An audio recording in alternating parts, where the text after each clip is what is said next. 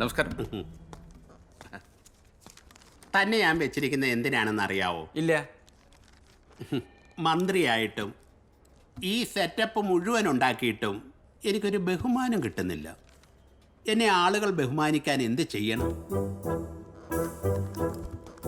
സത്യം പറയാലോ, ഒരു അഴിമതി കാണിക്കാൻ പോലും കഴിവുള്ള ഒരാളായിട്ട് ജനങ്ങൾ എന്നെ കാണുന്നില്ല. തേക്കിൻകാട് മൈതാനം പോലെ, ഉപ്പില്ലാത്ത ഉപ്പുമാവ് പോലെ, നെയ്യില്ലാത്ത നെയ്ച്ചോറ് പോലെ അഴിമതിയില്ലാത്ത ഒരു രാഷ്ട്രീയക്കാരനാണ് ഞാൻ. ഓഹോ, അത്രേ ഉള്ളൂ കാര്യം. ബഹുമാനം കിട്ടണം. അതിന് പറ്റിയ ഒരാൾ നമ്മുടെ കയ്യിലുണ്ട്, സുരേന്ദ്രൻ. അവനെയും ടീമിനെയും വിളിക്കണം. പിന്നെ ആദ്യം ഈ കൂതറ ഗ്ലാസ് കളഞ്ഞ് നല്ല ഒരു കണ്ണട വെക്കണം. പിന്നെ ബുദ്ധിജീവാൻ ജുബ്ബ ആണോ? ജുബ്ബ മസ്റ്റ്. അത് ശരി. നെക്സ്റ്റ് നമ്മുടെ ഒരു ഫോട്ടോഗ്രാഫർ വരും. അവൻ ക്ലിക്ക് ക്ലിക്ക് ക്ലിക്ക് ക്ലിക്ക് ഇടതെന്നും വലതെന്നും പുറകുന്നൊക്കെ ഫോട്ടോ എടുത്തിട്ട് നിരന്തരമായി ഫേസ്ബുക്കിൽ പോസ്റ്റ് ചെയ്യും. പിന്നെ ചെറിയൊരു കാര്യം ചെയ്താൽ പോലും മാനമുട്ടെ ഫ്ലക്സ് വെക്കണം. പത്രമാധ്യമങ്ങളിൽ നിറഞ്ഞു നിൽക്കണം ഫോട്ടോ. ഞാൻ 5 സ്റ്റാർ ഹോട്ടലിൽ നിന്ന് ഭക്ഷണം കഴിക്കാറുള്ളത്. അതിന്റെ ഫോട്ടോ ഇടുന്നത് മോശമല്ലേ? ഓ, കാര്യങ്ങൾ പിടികിട്ടി തുടങ്ങി. ഭക്ഷണം കഴിക്കുന്നത് 5 സ്റ്റാർ ഹോട്ടലിൽ നിന്നാണെങ്കിൽ ആ ഫോട്ടോ ഇടില്ല. പക്ഷേ ലാളിത്യം കാണിക്കാൻ ഇടയ്ക്ക് തട്ടുകടയിൽ നിന്നും ഭക്ഷണം കഴിക്കണം. അപ്പോ ആ ഫോട്ടോ എടുത്ത് എന്തൊരു വിനയം, എന്തൊരു ലാളിത്യം തുടങ്ങിയ അടിക്കുറിപ്പുകളോടെ ഫേസ്ബുക്കിൽ പോസ്റ്റ് ചെയ്യും. പിന്നെ യാത്രയെല്ലാം പോകുമ്പോൾ പെട്ടെന്ന് വണ്ടി നിർത്തി വല്ലവന്റെ അടുക്കളയിൽ കയറി കണ്ണിക്കണ്ടതെല്ലാം കൈയിട്ട് വാരി തിന്നണം. ഓഹോ, അതൊക്കെ ഞാൻ ചെയ്യുന്നതാ. പക്ഷെ പിടിച്ചാ തല്ല് കിട്ടും. അത് അന്തക്കാലം. ഇപ്പോൾ മന്ത്രി ജനങ്ങളുടെ സ്വന്തം ആളാണെന്ന് കാണിക്കാനുള്ള ട്രിക്കാണത്. പിന്നെ മാങ്ങ എറിഞ്ഞിട്ട് ഓടിപ്പോയി എടുത്ത് കടിച്ചു തിന്നണം. മാങ്ങ എറിഞ്ഞിടുന്നത് വഴി മന്ത്രിയുടെ മനസ്സ് കുഞ്ഞുങ്ങളുടെ മനസ്സ് പോലെ നിഷ്കളങ്കമാണെന്ന് ജനങ്ങൾ മനസ്സിലാക്കും. ഓഹോ, റോഡിലൂടെ പോകുമ്പോൾ ചപ്പും ചവറുമെല്ലാം മാറി വേസ്റ്റ് ബാസ്ക്കറ്റിലിടണം. ഇതൊന്നും കൂടാതെ സുരേന്ദ്രനും പിള്ളേരും ഏതെങ്കിലും വിഷയത്തിൽ ഹോണററി ഡോക്ടറേറ്റ് വാങ്ങിത്തരും. അതിനുശേഷം എല്ലാവരും ഡോക്ടർ ശിവദാസൻ, ഡോക്ടർ ശിവദാസൻ എന്നേ വിളിക്കൂ. ഞാൻ 5 വരെ പഠിച്ചിട്ടുള്ളൂ. ഓ, ഡോക്ടറേറ്റ് കിട്ടാൻ പള്ളിക്കൂടത്തിൽ പോകേണ്ട ആവശ്യമില്ല.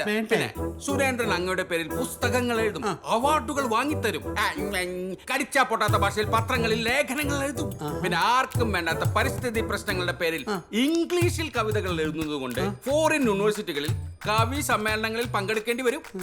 ആര്, ഞാനോ? Of course. Okay, thank you. സുരേന്ദ്രനെ എവിടെയെങ്കിലും ഒന്ന് നിയമിക്കണം. ഏതിന്റെ പേരിൽ നിയമിക്കും?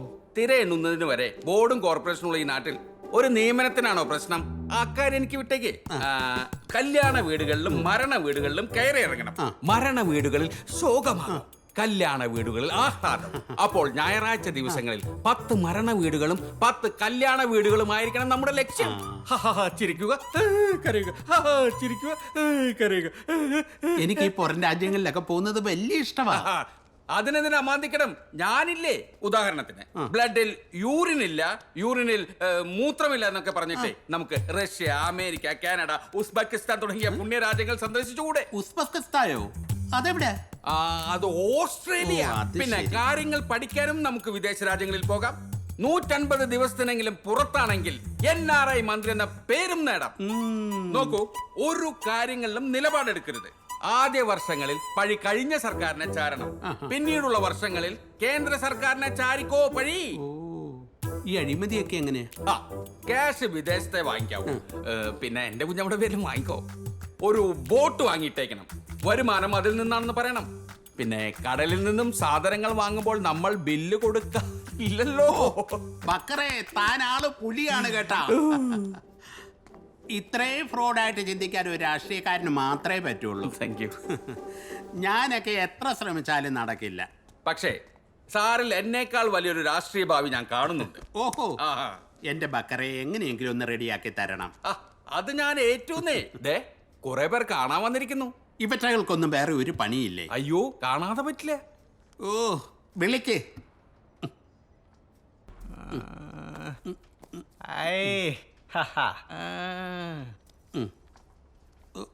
സൂപ്പറായിട്ടുണ്ട് സാറേ. ഇത് വെച്ച് കഴിഞ്ഞാലേ ആളുകൾ തിരിച്ചറിയൂല, അതാണ് പ്രത്യേകത. എന്നിട്ട് വേണം എന്നെ അസംബ്ലി കയറ്റാതിരിക്കാൻ. അതല്ല സാറേ, വിഗ് വെച്ചിട്ടുണ്ടെന്ന് ആളുകൾ തിരിച്ചറിയൂല. അതെങ്ങനെയാടോ? 24 മണിക്കൂറും പത്രത്തിലും ടിവിയിലും നാട്ടുകാർ സാറിന്റെ ഈ മൊട്ടത്തലയല്ലേ കാണുന്നത്? അപ്പോ ഒരു സുപ്രഭാതത്തിൽ തലയിൽ ആഫ്രിക്കൻ പായൽ വെച്ചതുപോലെ ഇതിങ്ങനെ വെച്ച ആളുകൾക്ക് മനസ്സിലാവില്ലെന്നാണോ? എനിക്കെങ്ങനെയുണ്ട്? തനിക്ക് ചേരും. എന്താ കേരളത്തിലെ ജനങ്ങൾ അത്ര മണ്ടന്മാരാണോ? അങ്ങനെയാണെങ്കിൽ സാറേ, നമുക്ക് ആദ്യം ഈ ചെറുതായിട്ട് കുറ്റിട്ട് പോലെ വെക്കാം. അതായത് ഈ ഉള്ളി മുളച്ചു വരുമ്പോൾ ഇലകൾ വരുന്നത് പോലെ അല്ലേ? എടാ ഒന്ന് ഇറങ്ങി പോകുന്നുണ്ടോ? ഇയാളെ പിടിച്ചോണ്ട് പോകും. അല്ല സാറേ, വേറെ മോഡലുണ്ട്. ഒരു മോഡലും വേണ്ടല്ലോ. പോയി, പോയി. എല്ലാവരും നോക്കണ്ടേ? ഉണ്ടോ? സാറേ, വിട്ടോ, നോക്ക് വിട്ടോ, സാറേ. സ്ഥലം വിട്ടോ. എന്റെ വിഗ്. ആ, എന്നാ ഒരു വിഗുവായിട്ട് വന്നിരിക്കുന്നു പോട്ടെ. മനുഷ്യനെ മെനക്കെടുത്താൻ. പോ. ദാസേട്ടാ, ഏ? ദാസേട്ടാ, ദാസേട്ടാ, എന്റെ പൊന്നു ആരോട് ദാസേട്ടാ, ചോദിച്ചിട്ടാണ് ഈ വലിഞ്ഞേറി വന്ന്? നിന്റെ കെട്ടിയെ ഇവിടെ ചത്ത് കിടപ്പുണ്ടോടി? ദാസേട്ടാ. പുല്ലേ ഇറങ്ങി പോടി എന്റെ സംസ്ഥാനത്ത് നിന്ന്. അയ്യോ, അങ്ങനെയൊന്നും പറയല്ലേ ചേട്ടാ. പറയും. എന്നാ നീ കേട്ടോ, നിന്നെ ഒഴിവാക്കാനാണ് ഞാൻ ഗതി കെട്ടവനായിട്ട് അഭിനയിച്ചത്. തേങ്ങയും ചക്കയും ഒക്കെ കൊണ്ടുവന്ന് നിന്നെ തീറ്റി തരുമ്പോഴും എനിക്കറിയാമായിരുന്നു ഞാനൊരു വലിയ കള്ളനാവുമായിരുന്നെന്ന്.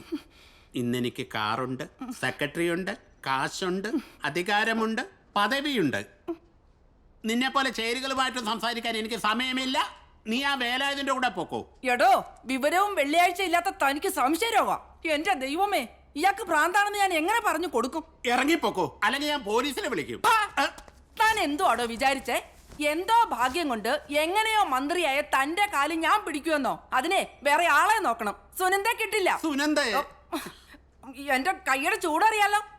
ഓന്റെ ഒരു പോലീസ്. ഹോ, തന്റെ മന്ത്രിസ്ഥാനവും പത്രാസും എല്ലാം കളയാൻ ഞാൻ കൂടോത്രം ചെയ്യോടൂ.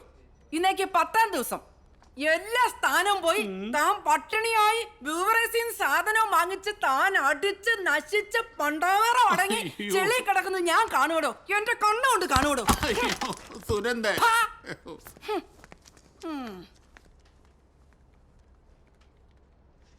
ഓ ഉമ്മ.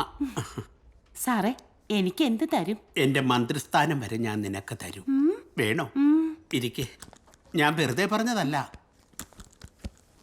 അങ്ങനെ ഇനി പറയൂ, ചക്കരയ്ക്ക് എന്ത് വേണം? ആരെങ്കിലും കണ്ടാൽ അസൂയപ്പെടും, അല്ലാണ്ടൊന്നും വരാനില്ല. ഡോ, ഏ? ഒന്ന് മുട്ടിയിട്ട് വന്നൂടെ കഷണ്ടി? സൂക്ഷിച്ച് സംസാരിക്കണം. താൻ എന്തിനാണോ എന്നെ PS സ്ഥാനത്ത് നിന്ന് മാറ്റിയത്? എനിക്ക് സൗകര്യമുള്ളതുകൊണ്ട്. കാര്യം എന്താണെന്ന് എനിക്ക് ഇപ്പൊ അറിയണം. ആദ്യം താൻ മര്യാദയ്ക്ക് സംസാരിക്കാൻ പഠിച്ചിട്ട് വാ. ഓ, ആ വികാരം വന്നപ്പോ തന്റെ തരിശു തലയിൽ മുടി മുളക്കില്ല എന്ന് പറഞ്ഞത് കൊണ്ടാണോ? അല്ല. പിന്നെ തനിക്ക് വിദ്യാഭ്യാസമില്ലെന്ന് കളക്ടറോട് പറഞ്ഞത് കൊണ്ടാണോ? അല്ല. പിന്നെന്താ? താൻ തറവാട്ടിൽ പിറന്നവനല്ല എന്ന് ഞാൻ ഇവരോട് പറഞ്ഞത് കൊണ്ടാണോ? അല്ല. പിന്നെ താൻ തലതിരിക്കുമ്പോൾ ഞാൻ തെറി പറയുന്നത് കൊണ്ടാണോ? ഷോ അല്ല. താൻ വെറും ചേരിയാണെന്ന് ഞാൻ ആ ചായക്കടക്കാരൻ നാണുവിനോട് പറഞ്ഞത് കൊണ്ടാണോ? അല്ല അല്ല അല്ല. പിന്നെ എന്താണെന്ന് വെച്ചാ പറഞ്ഞു തുളയ്ക്ക്. ഈ മന്ത്രിസഭയിൽ ഏറ്റവും കഴിവുകെട്ട മന്ത്രി ഞാനാന്ന് താൻ എല്ലായിടത്തും പറഞ്ഞു നടക്കുന്നില്ലേ? ആ, അത് സത്യമല്ലേ? അപ്പൊ എന്റെ കഴിവുകൊണ്ട് ഞാൻ നിന്നെ മാറ്റി. ഇറങ്ങി പോടാ. എനിക്ക് ചീത്തപ്പേരുണ്ടാക്കാനായിട്ട് ഇറങ്ങിയിരിക്കുന്നു. സുമലത ഇവിടെ ഇരുന്നു. ഇവനെയൊക്കെ എന്നാ പേടിക്കാനാ? എന്നിട്ട് ആശാൻ മാപ്പാക്കണം. ദേ, മാപ്പൂല്ല ക്രാപ്പൂല്ല. ഇറങ്ങിപ്പോടാ. ഇവിടെ ഉണ്ടായിരുന്നല്ലോ. നിങ്ങൾക്ക് ഒരുപാട് തിരക്കാണെന്നറിയാം, അതുകൊണ്ടാണ് ഇങ്ങോട്ട് വന്നത്. നീ ആടെ അല്ലടാ. തന്നെ കുറിച്ച് നിരവധി പരാതികളാണ് കിട്ടിക്കൊണ്ടിരിക്കുന്നത്. ഒരു വകുപ്പ് തല അന്വേഷണത്തിന് ഉത്തരവിടേണ്ടി വരും. എനിക്ക് ഈ വകുപ്പ് വേണ്ട, സാംസ്കാരിക വകുപ്പ് മതി. തനിക്ക് സാംസ്കാരിക വകുപ്പല്ല, ധനകാര്യ വകുപ്പാണ് നൽകേണ്ടിയിരുന്നത്. ഖജനാവിലെ പണമെടുത്ത് ഇത്രയും ദൂർത്തടിക്കാൻ ഉളുപ്പ് വേണടോ. ഇനി തന്റെ കാര്യത്തില് എന്ത് വേണം എന്ന് ഞാനൊന്ന് ആലോചിക്കട്ടെ. ബഹുമാനപ്പെട്ട ദാസം മന്ത്രി, ഓ, നിരവധി പ്രതിസന്ധികൾ പിന്നിട്ട് ഒരുപാട് ത്യാഗങ്ങളും കഷ്ടപ്പാടുകളും നേരിട്ട് നേടിയെടുത്തൊരു പ്രസ്ഥാനാണിത്. മനസ്സിലായി. ഓറ് തന്നൊരവസരാണ് ഈ ഭരണം. ജനാധിപത്യത്തിന്റെ ജാരസന്ധതിയായി ഈ ഭരണത്ത് കേറിപ്പറ്റി നാറ്റിച്ചാലുണ്ടല്ലോ എന്റെ കുഞ്ഞിമോനെ ഉണ്ടാവില്ല ഇവിടെ. അയ്യോ.